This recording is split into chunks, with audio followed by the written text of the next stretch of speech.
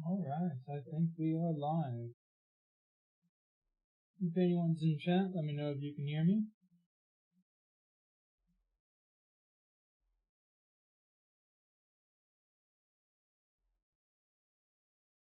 I think we had some background noise there. Are you guys getting an echo?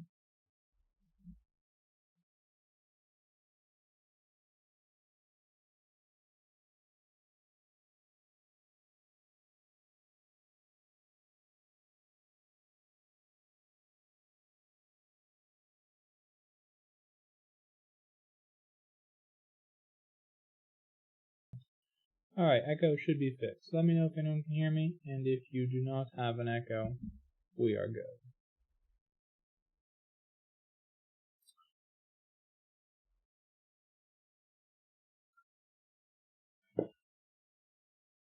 So today we are going to talk about crafting. Mostly we're going to talk about... last time we were working on some craftable items. And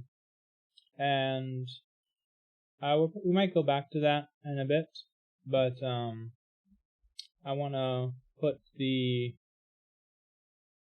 horse before the cart, if you will, but to start talking about what system this is going to plug into before we go too much further into the crafting system itself.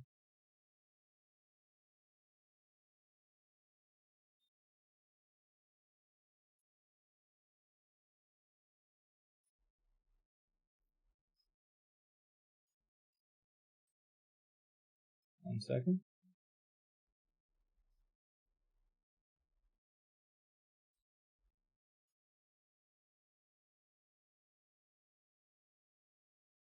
Sorry about that.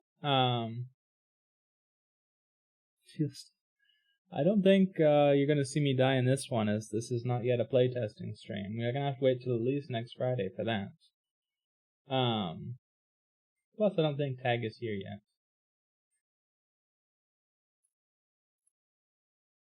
Today, we're just going to talk about what we're doing with the crafting system, what you're going to see next, and basically what's changed since the first iteration of it.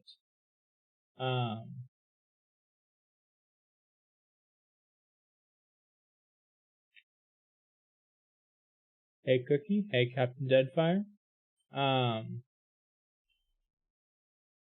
Hey Prax, I see people starting to pour in. So the crafting system is actually mentioned in the Artificer. The crafting system really comes from the fact that it's almost like the Artificer second part. A lot of people want to use the Artificer to make stuff, right? And we want to let them do that.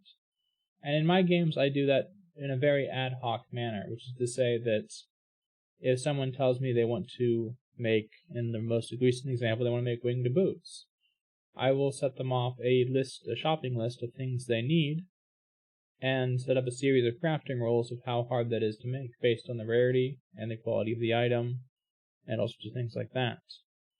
Currently, they are on a quest to try to find rock feathers.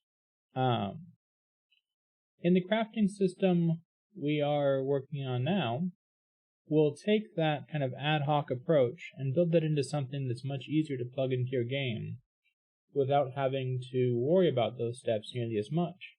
But the main purpose isn't necessarily even for the DM's convenience, so that's part of it, but it is something you can give to your players. Because right now, your players can only craft what they know they already want, right? If you can give them a crafting system, it opens the door a lot more for them to have more creativity in what they want to craft, because they'll figure out that there's things they never even dreamed of. Sorry, let me adjust the camera a bit there. That suddenly they want, right? There's nothing that inspires a player to get engaged more with the game than letting them see the list of loot that exists in the game. That's why I make giant stacks of loot cards, even though the players will never find most of them. It's, aspirational. But in this case, what we do is we make a crafting system before the player wants to craft, and that way it will serve to inspire what they might want to craft. What I was going to talk about here today is the next version of crafting. So crafting is something I posted a prototype version, I don't know, months ago, quite a while ago at this point. And I received pretty decent feedback. And it's been being play tested ever since then. Some people out there using it. But it had some things that we probably want to change based on the feedback we got. So I figured we're going to talk about today what is changing, and then start kind of laying out some of the broad strokes of the next published version. So I obviously have copious notes and tables and so forth. But in the tradition of this stream, I wanted to start from kind of a blank page, and we'd lay out what we know and what we know we're going to change. And just kind of start from the blank page, and then work with you guys as far as your thoughts as we go. Because obviously a large part of this stream is not only me sharing my thoughts on how I make stuff with you guys, but you guys being able to give me input as we go about what your thoughts are. So the I guess we're going to make some broad stroke categories. One thing we know we're going to probably change is the crafting die. I'm going to talk about that for a second. In the previous version, the crafting die was actually a D6 and not a D20.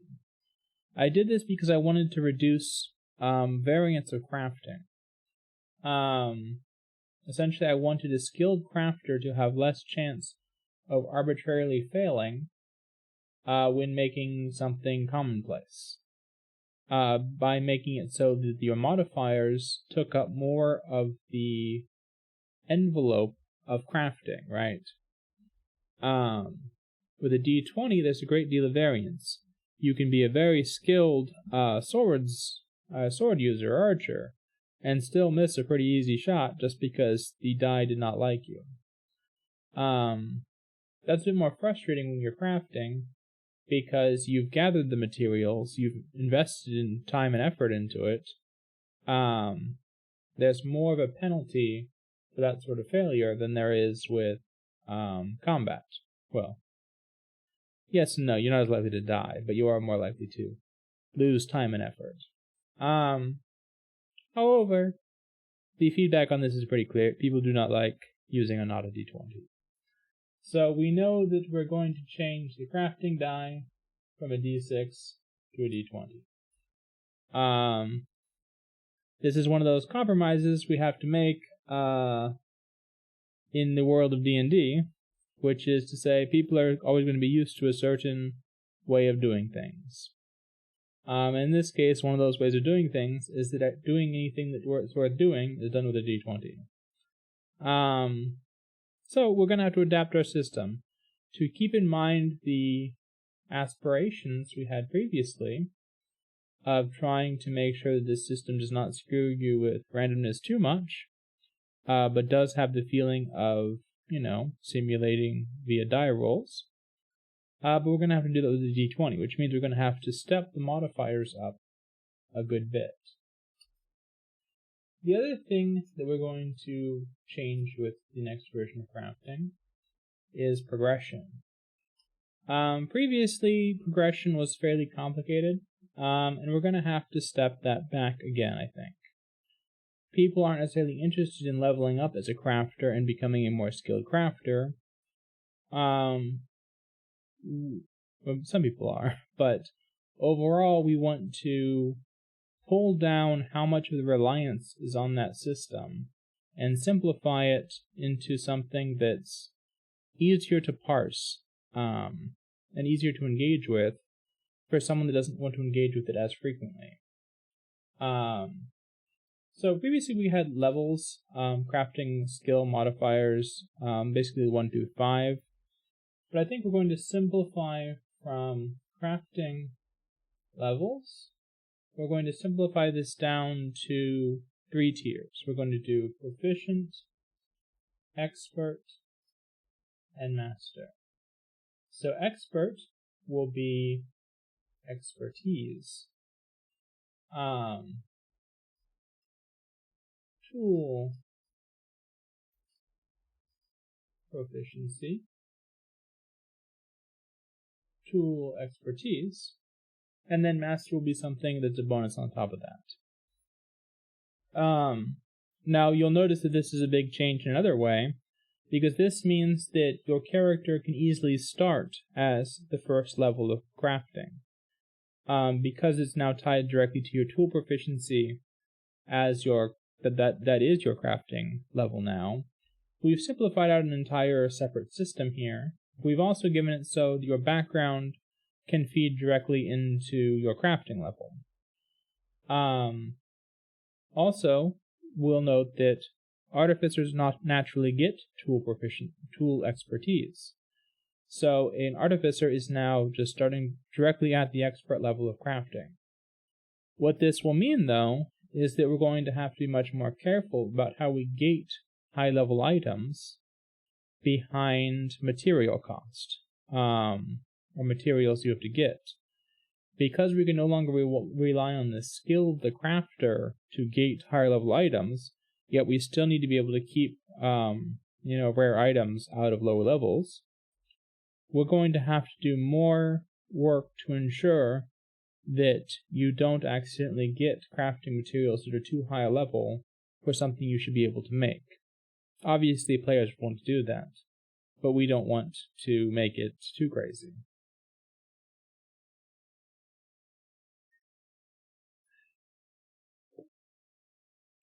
Now, things we aren't changing right, we still have our branches.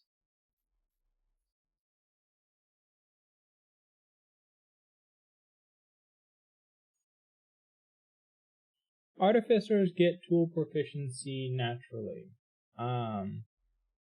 If we go up here,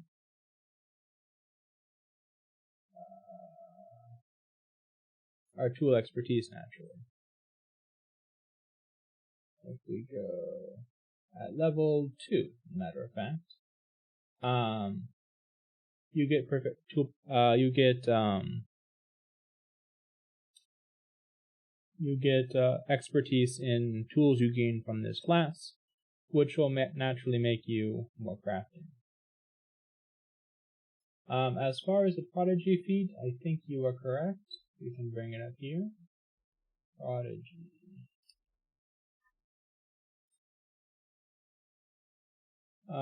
Choose one skill you have proficiency and you gain expertise in that skill.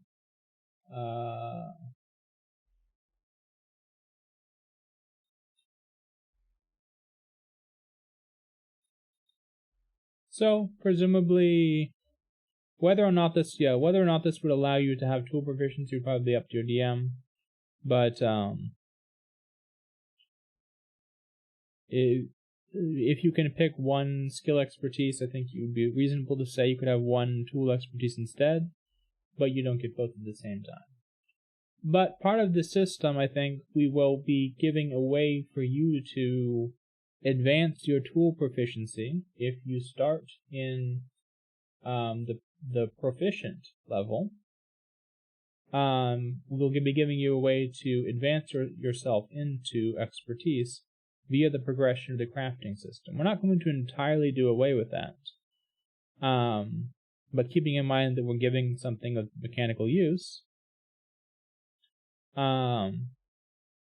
I assume the Eberron Artificer also gives tool proficiencies. I think the Rogue, I think, can only take it in these tools. But, once again, we can check. If we look at their expertise feature, class features, skill proficiencies,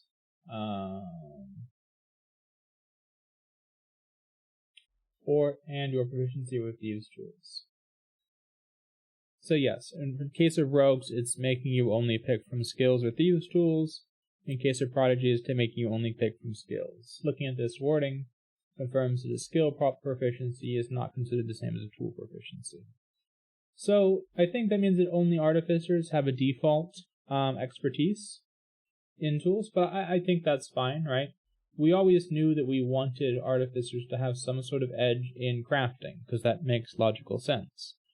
But one of our equal and opposite goals is to make sure that it's not only artificers that have that benefit. So I think from there, we're in pretty good shape. I think bards might get musical item proficiency, but as we all know, that is entirely useless.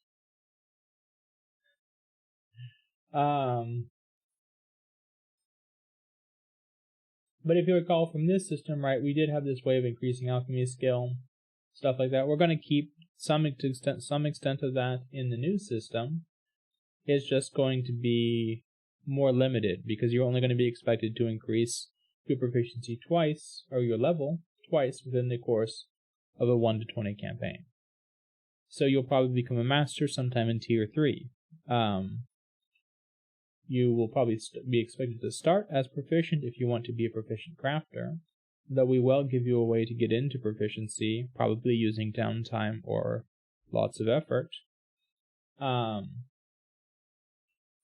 So back to this real quick, we'll just round out our branches. We know we're going to have blacksmithing.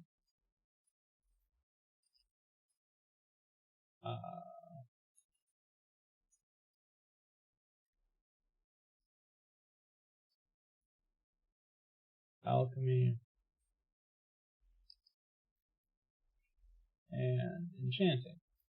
So then under each one of these, I was going to go through, and this is where you guys can be helpful, and put in some of the subcategories of that, branch, and the tools it uses. So blacksmithing is very simple, right? It uses smith's tools. Well, Grim, you are perfectly familiar with the helpfulness versus usefulness sliding scale of NPCs. And you guys are currently NPCs, so I know what I'm getting into here as far as the sliding scale. Which is that's a reference to an infamous rule in my games, that all NPCs are on a sliding scale of usefulness versus helpfulness, which is to say, the more helpful they are, usually the less useful they are. The NPCs who would be by far the most useful are naturally the least helpful. Well, that and the vice versa is true. This is to ensure that NPCs don't solve too many of the player's problems, which is what the players are always seeking for, is for NPCs to carry them through existence. So over here we have a list of our tools. Smith's tools rather clearly mark a map to blacksmithing. And then just under this we have, so I guess we'll put this as a header like this. We have Smith's tools. Under that we have, armor, weapons, items, armor, and weapon. These are sort of the basic list of things that we know we need to make. Would blacksmith also potentially have woodcrafter's tools? This gets into, I think we want a blacksmith to be able to make a something like a spear or polearm from scratch. But I don't think we necessarily need for them to have proficiency in wood carving tools to make a haft to a polearm or something. But this is something we can try to decide here. Do we want them to need cobbler's tools to make greaves, as Grim points out, or woodcrafting tools to make the haft of a polearm or axe? Starting to require those there's a couple ways we can do this. We can entirely ignore it. It's a little bit boring, but certainly simpler. Or B, we could provide some sort of bonus to crafting those if you have proficiency in the secondary item. But that starts to get us into trouble when you compare them to tools that wouldn't require that proficiency. So let's make a note. Let's put in here possible secondary tools. Wood carvers, jewelers, and maybe cobblers. We'll think about that. Depending on how many craftable kind of boots and stuff we have, that's a pretty niche tool. And maybe even tinkerer's tools for making your pots and pans and things like that. I don't know if we want to require any of these for blacksmithing, and we'll see if it makes any sense to give a benefit for them or not. But it's also going to be a challenge to offer a crafting path that would usefully use one of these tools.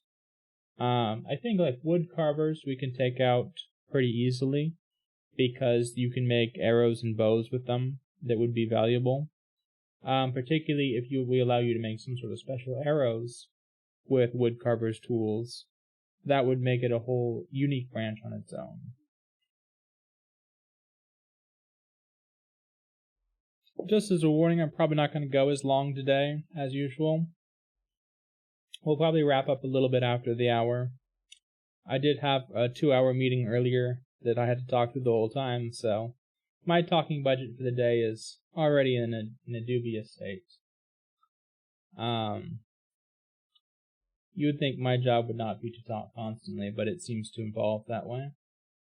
But I think with secondary tools, we'll see alchemy take up a bit more in that space.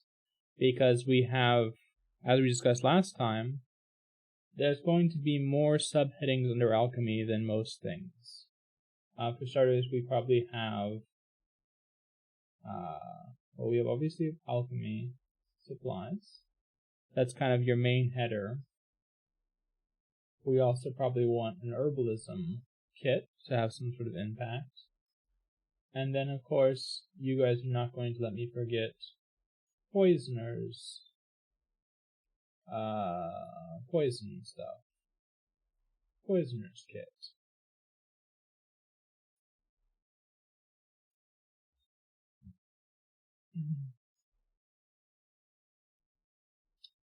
So, and then under each of these we have a couple of subheaders. So, for example, this will be related to, I think glassworkers' tools will get into possible secondary.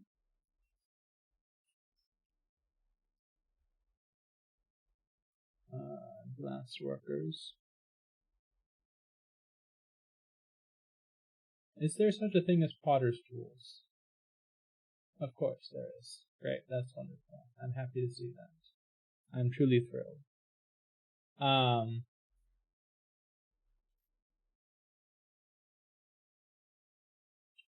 Yeah, I should throw leatherworking tools up here. I think leatherworking is probably its own branch.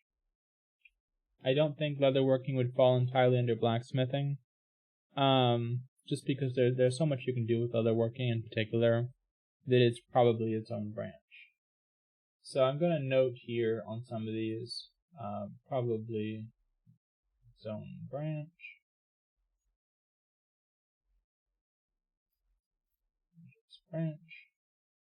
And then also on woodcarvers branch. And then even jewelers. Jewelers is probably going to show up,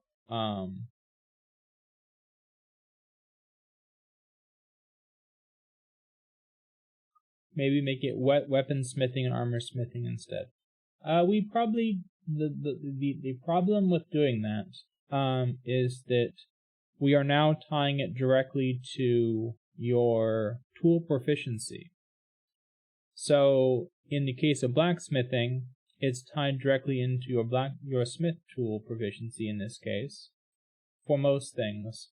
So the difference between here would be less between a great sword and a breastplate, but more the difference between a chainmail versus leather armor.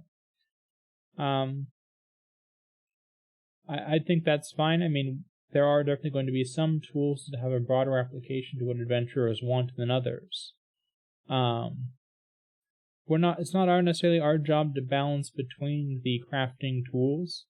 Some adventurers will still go for more specific applications.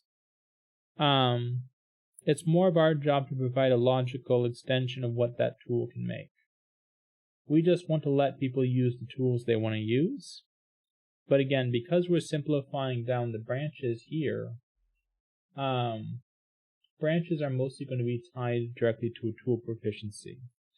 Now, as we're going to see, this is going to make our life much harder when we get down to enchanting, because previously enchanting used Arcana more than anything else.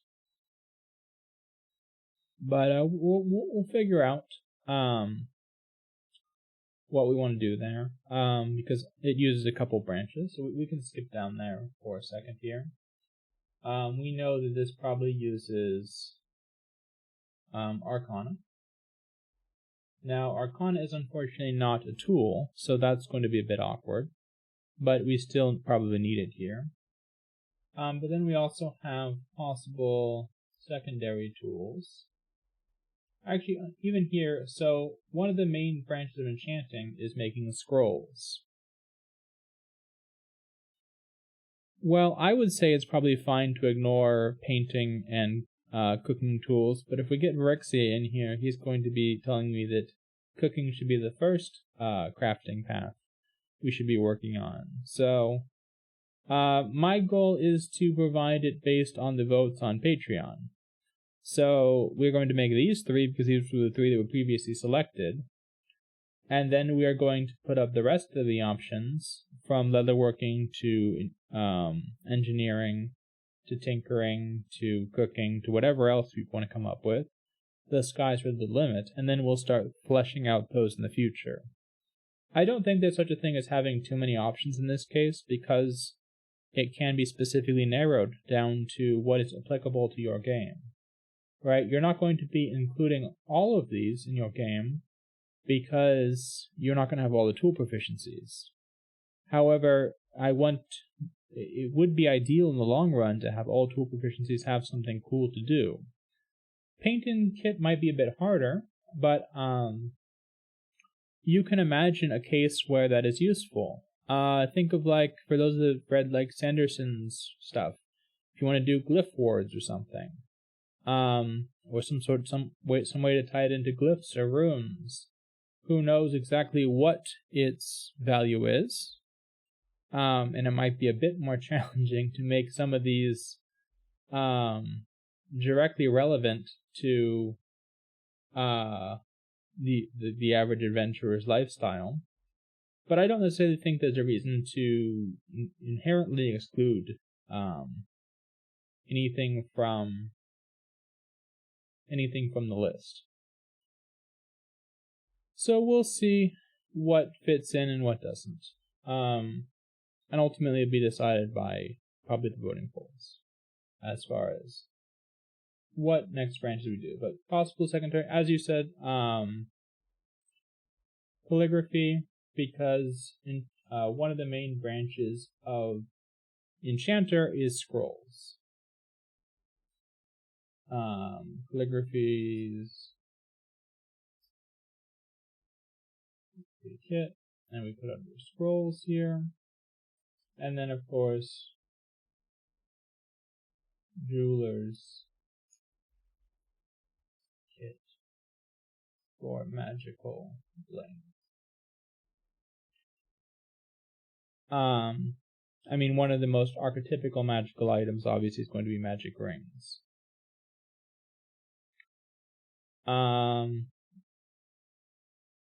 Yes, I think if everyone is unhappy, that means we've successfully compromised. But speaking of that, it's not even impossible that we would want to put brewer supplies under alchemy. So we should probably actually note that. Because there is definitely going to be a narrative case for that to be made.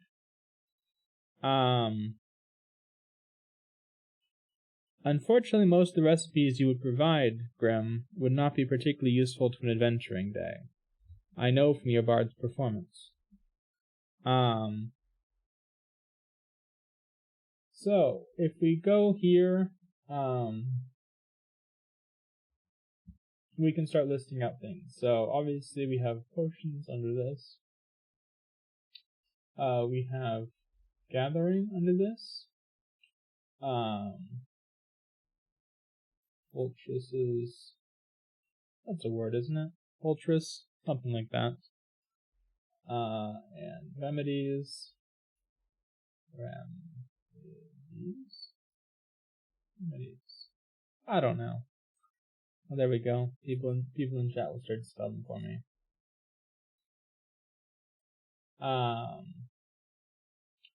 One of the things we have to contend with is that according to the player's handbook, or maybe it's in Eberron or ZGA, I'm not quite sure where, it has wonderfully informed us that alchemy supplies are not used to make healing potions, which is what I would call roughly nonsense. It prefers to use herbalism kit to make healing potions. So we will have to contend if we want to deal with that, or just entirely ignore it. But it's something we need to keep in the back of our mind, is that some people would be expecting an herbalism kit to be the primary crafting for potions. If that were the case, I don't really know why we would have alchemy supplies, but it's something to keep in mind. We can allow either. That's the most generous route. I think there should be some sort of distinction between the two. Perhaps something like a healing potion can be made with either, where alchemy fire can only be made with alchemy supplies. There are some options you can do. And then here, of course, we do poisons. Now, one other thing that we traditionally put under alchemy, that's almost certainly under alchemy supplies, is probably explosives. So is there anything else we're missing under alchemy? We have potions, explosives, gathering, fortress remedies. I guess I can just put fortress, medicine, drugs, all here. Some of those would go under alchemy supplies. I don't know how far we want to go in providing the players the ability to make drugs, but we can see what we want to do on that. That can be both a more reasonable thing to do, as in more like medicines, and more like what players will try to make as soon as you give them the alchemy kit and tell them they can make drugs. I think in this case, mostly drugs fall under medicines and poisons. I don't think we necessarily need to make our own header for that. So I think in most cases we can safely stick with the safer version of the terminology. So we'll just go with fortress medicine, as that should cover pretty much everything we would want to make.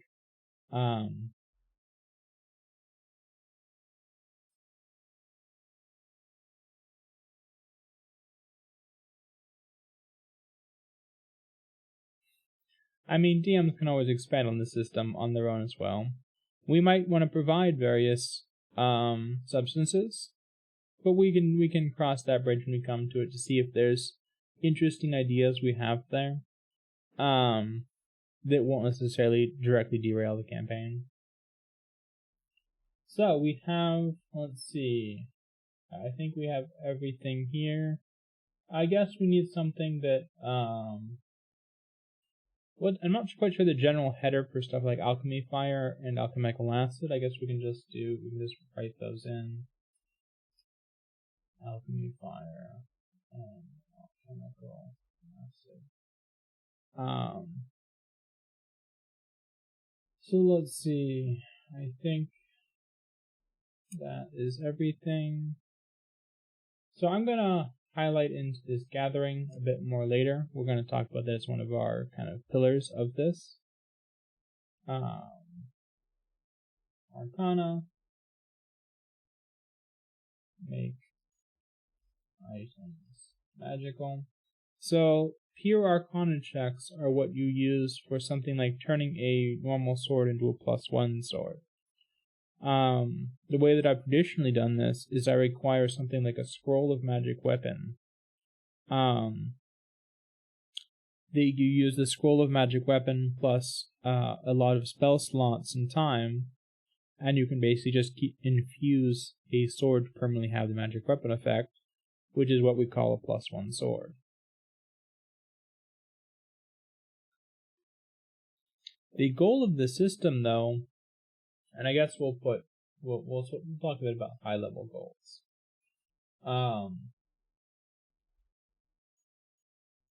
Design goals for a nice pretentious header. We want to make crafting not only downtime. So this is going to be one where it's going to be a bit of variance here. Exactly, Prax. That is the basis of most of my enchanting. And you can, I don't know if you've seen the crafting 1.0, right? But if we look down into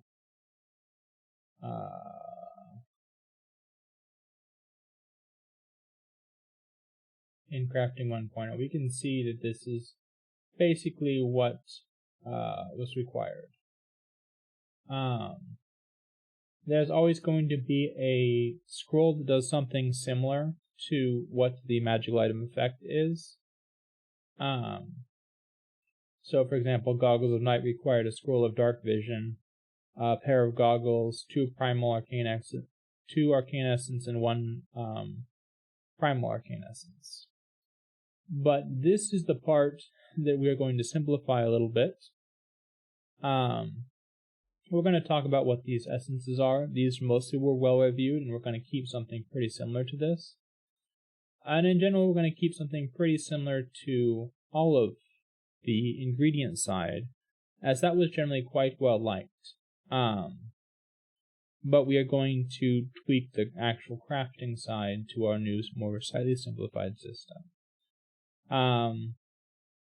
People were very happy with the crafting ingredients and recipe side, though they didn't like the need to have a recipe, so we're going to scrap that.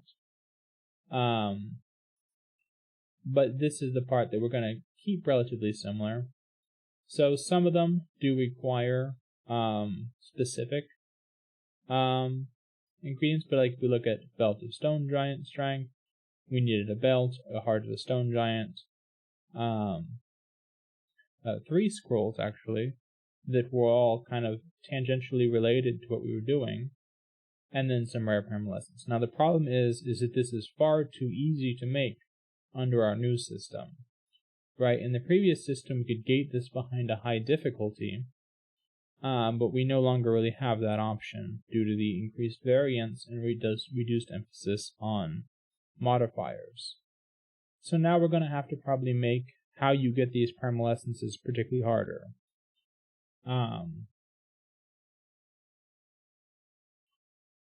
You can see the same thing we've done up with Bag of Holding, right? I just grabbed a bunch of spells that are like the things a Bag of Holding does. Liamon's Secret Chest, Arcane Gate, and Instant Summons. And then I combine those with the rest of the crafting system to make your Bag of Holding. So we're going to do something quite similar to that in the upcoming version. And you can see right here we did the same thing. With the +1 magic weapon, it just requires a scroll of magic weapon, plus some other stuff in various checks. But the main thing we're doing behind this system is porting the crafting system over to a D20 system that is less reliant on, we're taking out innovation probably, And we're taking out the D6 system, probably. But, so, one of the things, getting back to this, is that my main goal with crafting is to make it not exclusively a downtime activity. Now, many people can tell you that crafting actually works just fine as a downtime activity as is, and that's fine. The problem is that not all campaigns feature downtime extensively, and if they do feature downtime, it's rarely in sufficient quantity that the traditional crafting system makes a lot of sense. Very few campaigns in my experience have, and then you took months off to go craft something. That is a traditional and fun way to do it sometimes, but it just doesn't necessarily fit into the modern concept of how a campaign goes most of the time. Usually, even if you have downtime, it's usually fairly brief. So we want to make the gates of our crafting system not based on time so much as the materials you have. It used to be the materials plus skill you have, and it's still going to include your skill to some degree. And we also might add a trick or two into this of requiring you to have expert level to even try some of these. But I haven't decided on that yet. But that could be something we do, is requiring you to have master level, which no one can start with, importantly, to craft, items above rare or very rare. Just to prevent the system from being too much of a floodgate to magic items, right? We don't necessarily want this system to add more magic items to the game. That's going to be a bit of a controversial one, but we aren't necessarily here to make magic items easier to get, because the game is balanced around X amount of magic items. The goal is to change how you acquire magic items to something the players have more agency over, so you can then give them the pieces that they can turn into the magic items they want. Change it a bit from a lottery system to, something that they can transform what they've found into what they want. So a player can be more excited to find a rare but variable ingredient that could then lead them to the path of the magic item they want, rather than a magic item that they will then struggle to use. Now, there is some fun of giving them magic items that they will then struggle to use and not use for months until they are desperate and finally come up with some cool plan. But we don't necessarily need that to be the only way for magic items to be distributed in a campaign. We can have some of that and some of magic crafting. Just gives more mixing and matching options, as well as it's logically something adventurers want to do. I think that's the most important part of a crafting system. And why I feel that it needs to be in 5th edition the most is just because if your job is to go attack giant monsters, you're going to want to be prepared. Yeah, you are the antithesis of the crafting system. The whole point is to allow adventurers to be prepared, and I know how you feel about preparation.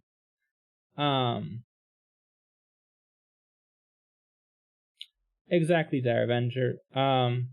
Many times you end up crafting what your players need. This allows you to more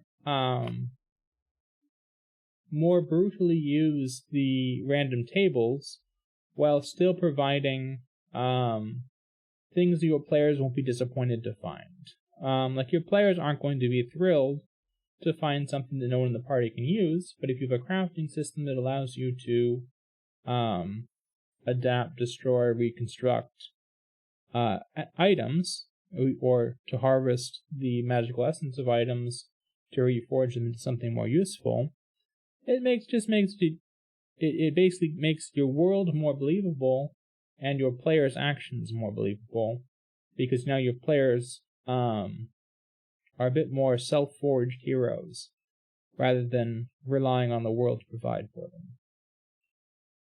So, crafting not only in downtime, more variable loot, something it seems like PCs would do. And I mean, I think the last one in particular, after the couple times your PCs have bought healing potions from the local vendor, they're going to think, wow, those things are expensive. How do you make these things, good sir?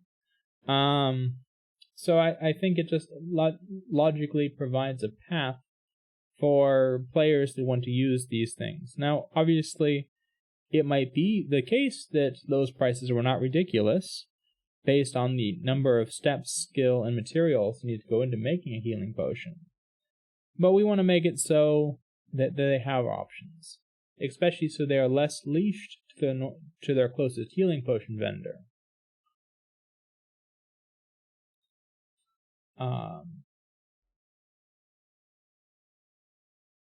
So then anyone can do it, but artificers better at it.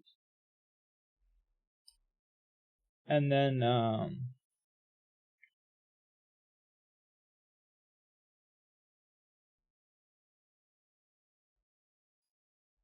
semi-generic materials.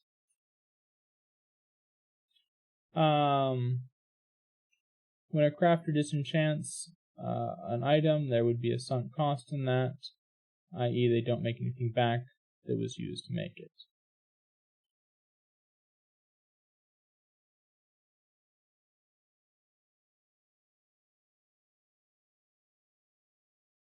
What are you thinking they would get from disenchanting that item? I'm not...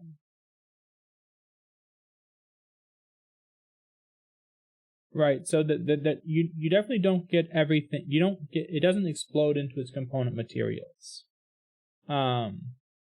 If that's what you mean. You would be able to harvest something from a magical item, or else there would be no point to disenchanting it. But you're obviously not going to get what it went into it.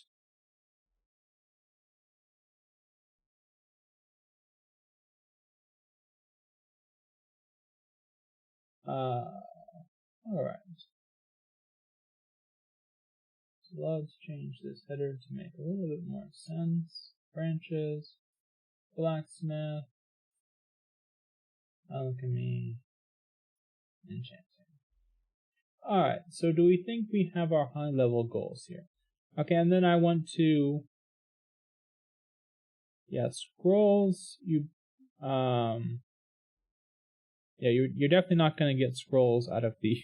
If you disenchant a magic weapon, you're definitely not going to get these scrolls back. You're probably only going to get a limited supply of the essences, but we'll see. We'll balance that as we get there. But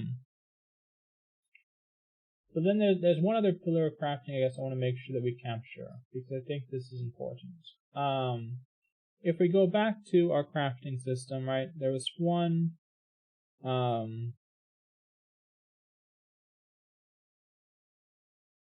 we'll notice that in the crafting system there's a deliberate link between the pillars of the game and the ways you get crafting materials. And that's something we want to preserve in this, because I think that was also a very favorably reviewed part, is we want to make sure that there's a tie between, and you even call it down here, right? There's a tie between the 3 pillars of the game and the 3 pillars of gathering ingredients. So you never feel like you're wasting your time, right? So there's the combat pillar, and this is where you get direct loot, either from creature harvesting or just things that you find in the creature's stash, depending on what kind of creatures you're fighting. Be they humanoids that have loot or creatures that have harvestables. And that's where we might be able to bring things like medicine checks or something to harvest the creature better. Then there's straight gathering.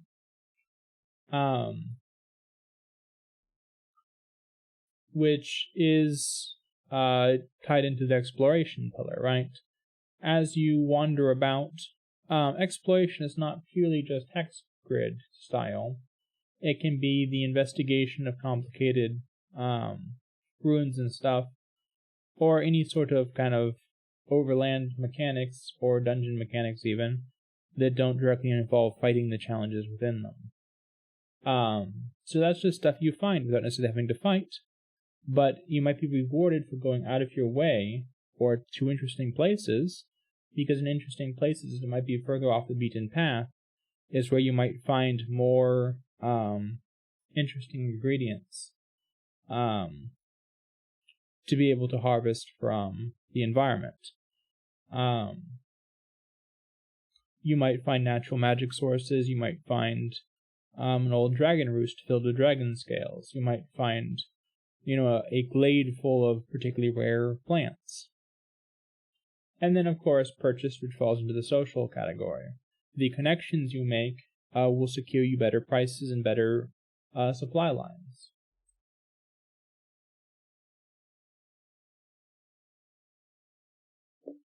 So we'll keep that approach to materials in, but we are going to probably get rid of recipes. Now, this has been one that I go back and forth on. I'm not even sure at this point if I'm actually going to get rid of them, but they are definitely part of what has been viewed as making the system far too complicated. And you guys can chime in on how you feel about requiring the recipe to make a healing potion, for example. I think it makes some degree of sense, and it also helps the DM gate what is available in their game. But I think it makes a lot less sense for things you don't make more than once. What we did previously, right, is there was a way you could do innovation to invent your version of a recipe, or you could find or purchase a recipe that already exists, for usually large sums of money. But in general, I think this might be a layer of abstraction too much, so this might be dropping out of the system. We'll see. As I said, I'm still taking feedback on that one, but the initial feedback suggests that recipes are not necessarily a popular part of it, as they do add a fair bit of complexity because everything has now multiple difficulties. But it does make sense in some cases. For example, if you've never worked with adamantine ore, mithril ore, it seems like there should be some degree of penalty for it. So what might happen is that the recipe system might just move to broader categories than it currently has. We'll see. I think there should be some sort of system, but I may be being overruled by the feedback. Crafting, I already talked about this. This is going to be somewhat similar, but we're going to scrap the D6 system. Success and failure will still exist, and the summary will be somewhat simplified. So progression and progress is something we want to keep. We want to make it so you can spend, an hour a day and make some degree of progress. Now that doesn't apply in all cases, right? You cannot split up the brewing of a potion in some cases. If you turn off the fire and come back to the next day, you probably made a bottle of poison. But in other cases, it makes a lot of sense to be able to work on it incrementally, particularly with it as a busy adventurer. Alright.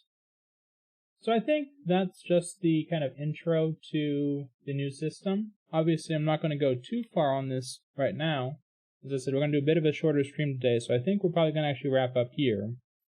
I just kind of wanted to talk about where we were going with crafting, and because we were spending some time on stuff like poisons and explosives, with the promise that it was going to hook into the crafting system, I wanted to talk about what that crafting system would be, just at a high level, now that we are ready to work on the second version of it, based on the feedback of the first version. And that'll probably be, I hesitate to give timelines, maybe a week or two. We'll start seeing something more fleshed out. I don't know if we're going to actually do work on this on Friday, or if we're going to talk about something else. And then next Tuesday, we have another stream, and the next Friday, we'll be doing another playtest. So I said I was going to talk about the playtest a bit more here. Obviously, last Friday, we did a playtest. It seemed to be fairly well received, and we had a fair number of volunteers for it. enough volunteers weren't able to get everyone in. So I do want to do more of those with a more regular cadence.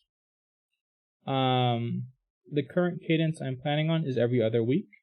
So not this Friday, but the next Friday, which would be the 29th, I think. Yes. The 29th, we'll do another playtest on stream. Exactly what we're doing, I'm not sure yet. We might be doing the arena system again. It worked out very well. I think we can get tag about once a month. We'll see if we can get it more often or not. But then I or someone else will run the other ones. But for the first one, I think it went very well. Obviously, Roll20 was an adventure for those of us that never used it. But things like that will smooth out. So thank you all for tuning in, and I think we're going to wrap up here. We will do another design stream on Friday.